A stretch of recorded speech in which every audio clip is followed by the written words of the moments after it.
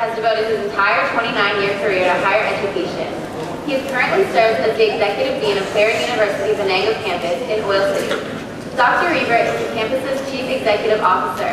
He is a member of Clarion University's President's Executive Council and the Dean's Council.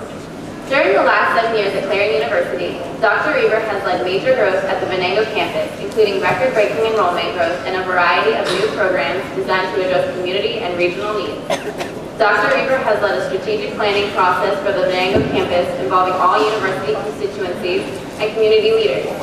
He has raised over $10 million in private support for the campus and developed a vision and plan to add apartment-style student housing at the campus. Dr. Reber's career includes 18 years at Penn State Erie to Barron College. He served on the senior management team in several positions, including Barron's equivalent of 2 vice presidencies, Chief Development, University Relations, Alumni Relations Officer, and Chief Student Affairs Officer.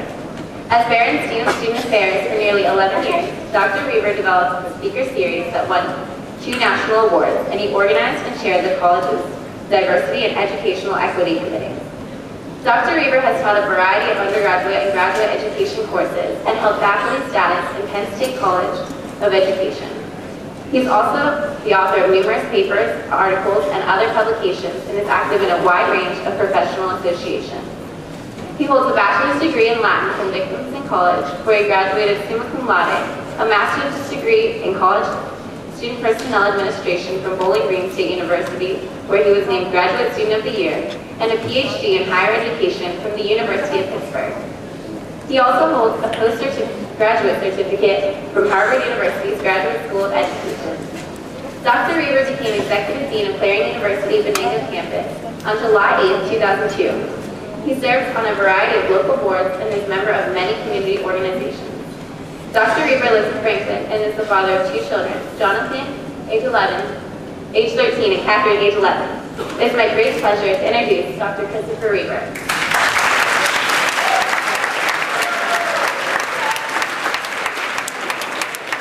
Thank you very much, Rachel. Good morning, Oilers. How's everybody doing? It's a pleasure to be with you this morning.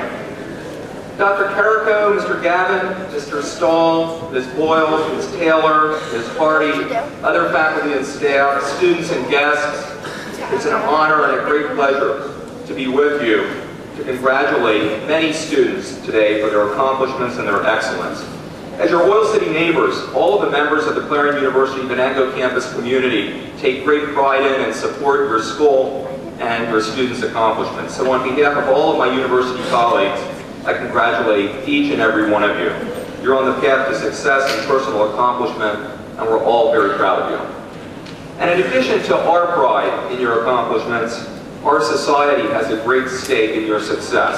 As I'm sure you've heard on many, many occasions, you are tomorrow's leaders. It's true.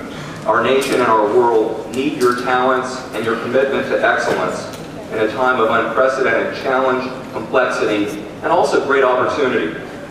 The complicated issues and needs of our world community require new skill sets and high-performance work teams that will utilize new ways of doing almost everything that we know. Change is significant, and it's just mounting, and it's happening all around us. Higher education, diligence, commitment, and collaboration, and I think most importantly, collaboration, the ability and willingness to work with many people who are different from ourselves across boundaries are going to be critical to your success and our success in the future. But we all know that life is about more than the career challenges and opportunities of the 21st century. It's also about family and friends. It's about integrity, making choices that are consistent with a set of values. I recently came across some very wise advice. I thought it was appropriate for me to share wise advice from others because it's much wiser than what I would come up with myself. I found some of these quotes particularly meaningful, and I'd like to share them with you briefly today. These are words to live by, written by the Dalai Lama, and I hope you find them as insightful as I did. Take into account that great love and great achievements involve great risk. When you lose, don't lose the lesson. Know the 3 R's: respect for self, respect for others, and responsibility for all of your actions. Remember that not getting what you want is sometimes a wonderful stroke of luck. Learn the rules so that you know how to break them properly. Don't let a little dispute injure a great relationship. When you realize you've made a mistake, take immediate steps to correct it. Spend some time alone every day. Open your arms to change, but don't give up your values. Remember that silence is sometimes the best answer. Live a good, honorable life, then when you get older and think back, you'll be able to enjoy it a second time. A loving atmosphere in your home is the foundation for your life. And in disagreements with loved ones, deal only with the current situation. Don't bring up the past.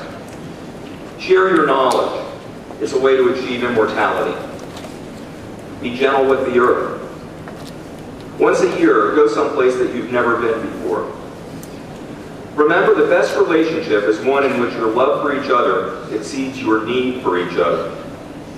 And finally, judge your success by what you had to give up in order to get it.